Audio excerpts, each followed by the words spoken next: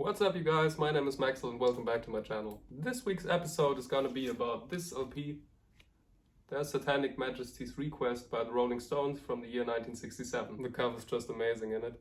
I think it's got this super cool psychedelic look. I think it's really great and I'm gonna put it up there with the inside cover art so you can see that as well. For this week's episode I decided to change a bit in my video. Unlike I did before, I wanted to do just the songs that I like the most from the record. I don't know what you think about this, maybe write it in the comments below. And yeah, so let's start. So yeah, this LP is basically the Rolling Stones on acid playing psychedelic music, like Mick Jagger stated once. And Mick and Keith also said that they think this album is bullshit. And you could also see in the discography that this one was basically a once-in-a-lifetime thing, trying to do something else really other than this white people rhythm and blues, rock and roll kind of stuff. And Mick also said that this one was more of a sound experience album and not a song experience album.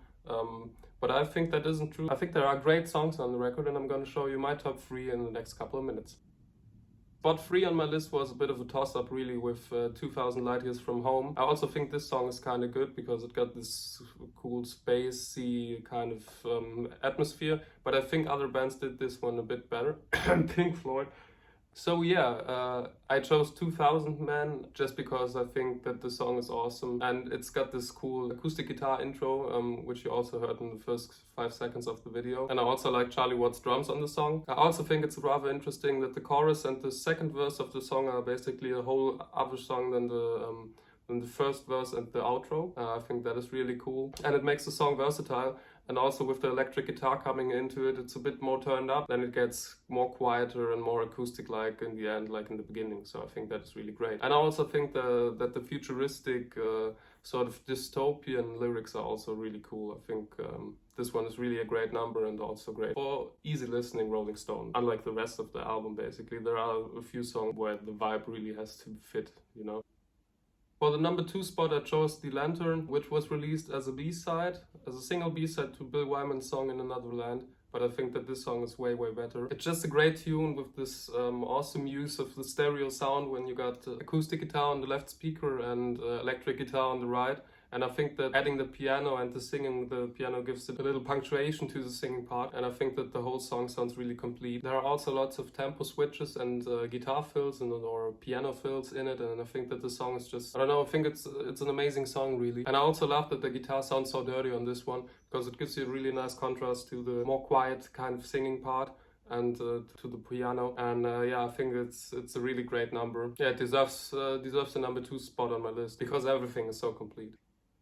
Yeah, I think with my pick for number 1, I don't surprise anyone. It's just a sensational number and it's one of my favorite songs by the band or from the whole catalog. Damn, that piano intro, it's just amazing. And you know what I'm talking about. I'm talking about She's a Rainbow. And this song has got basically everything into it. The lyrics are great. There are tempo changes. There is this awesome piano intro. There are dynamic changes. There's a string arrangement, which was done by none other than the famous studio musician Paul Jones, who later became part in a rather famous rock band by himself. It's this guy from the first episode from Led Zeppelin, and I think it was really cool when I read on the backside of the record J.P. Jones. So special thanks for the string arrangement to J.P. Jones, and I thought, oh well, this maybe could be him. And yeah, I think that's kind of funny, and I think most of people don't know that. And away from the fun facts and away from the changes and the completeness of the song, I picked this one for number 1 because I think it's awesome that it is sounding so nice and it's not this typical Rolling Stones sound. It's just something else, and I think that fits to the album perfectly because the album is basically a once-in-a-lifetime album. They haven't done something like that before or after again. I think this is basically the perfect number 1 for the list. So yeah, give it a go, guys.